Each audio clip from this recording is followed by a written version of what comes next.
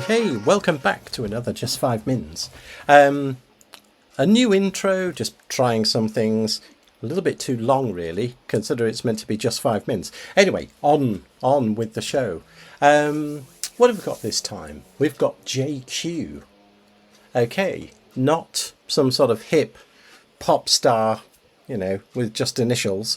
I presume it stands sort of for JSON query. Or something like that. Okay, so JQ, it's a command line JSON processor. Okay, it's a lightweight and flexible command line JSON processor. So, we've all seen it, we've got JSON data, and if it's really basic JSON data, then it's not too difficult to extract bits out, do whatever you need to do.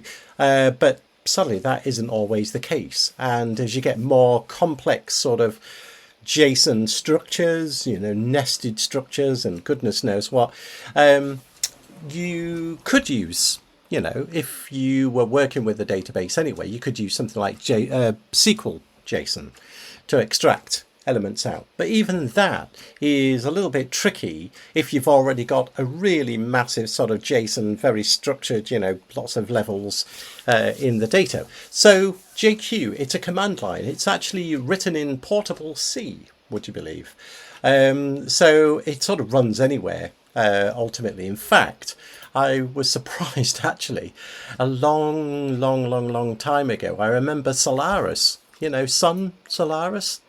Anyway, it's even got one for that, but it's certainly Mac OS, lots of flavors of Linux as well, and Windows, of course, and quite a few options there. You can use Winget, Chocolatey, you can just download the damn thing, so you can use a package manager or not.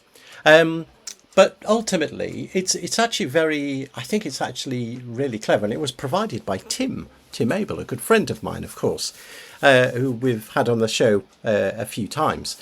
I'll put a link to his blog and podcast as well, because it's worth having a listen. He's got some really good insights, Tim.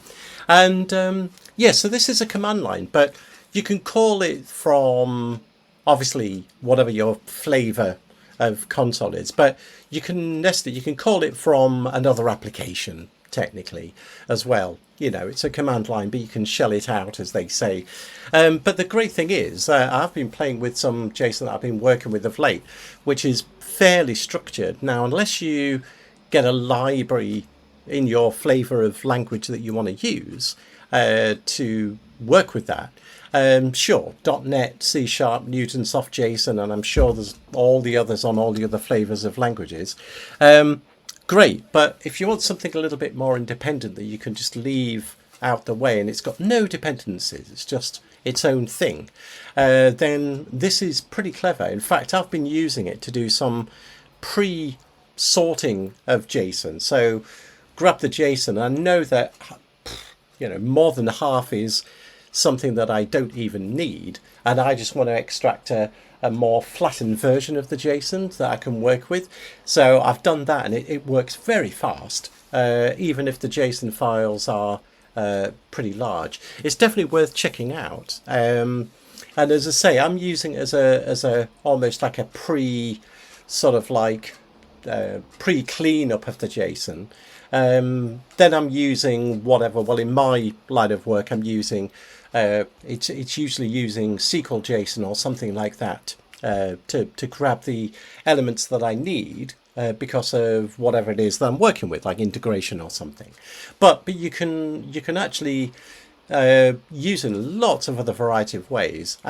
Great documentation, some really good tutorials as well, which is really useful, because at first I thought, I'm not quite sure what this is, but the tutorials really do help. So thanks again to Tim. And for once, this might actually be just 5 minutes. Look at that. So that's what I've got. Sorry about the changing things up with the intro music. I did do a sort of a slightly dance version of that as well. I tried. Anyway, that's another story for another day.